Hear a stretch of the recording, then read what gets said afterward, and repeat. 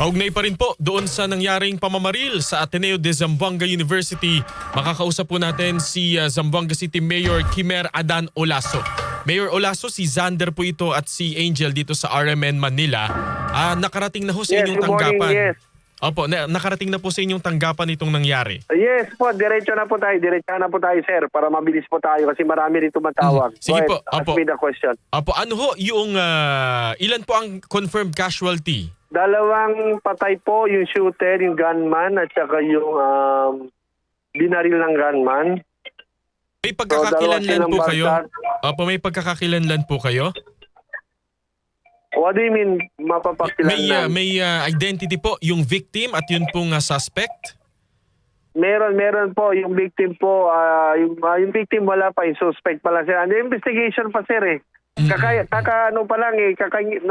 lang, ngayon pa lang kasi, under investigation, we're waiting to finalize and complete the investigation. Opo. Then Minor we po can ba? give you the final details. Minor Minor, po ba? ma'am, that is grade 7. Opo. Ano po yung agarang ginagawa ngayon ng ating pamahalaan para po matiyak yung kaligtasan ng mga estudyante at guro sa We paaralan? dispatch the student, we send them home. I asked them to do the executive order para to cancel the class today. Kina-cancel po natin para pawin na muna yung mga bata. And definitely, ginagawa natin ngayon under investigation po. Hindi naman po tayo pwede. Although we're the local government, nandiyan yung kapulisan natin. So we're giving them the full authority to investigate on the site kung ano po talaga nangyari, ma'am. Mhm. Kasi hindi naman tayo pwede makialam doon. We're just observing kung anong ginagawa ng kapulisan. But definitely, ma'am, we'll give you updates once we finish the investigation. So ngayon, ma'am, hindi pa po tayo pwede. Initial lang yung bibigay ko. May namatay na 2 estudyante at 2 sugatan.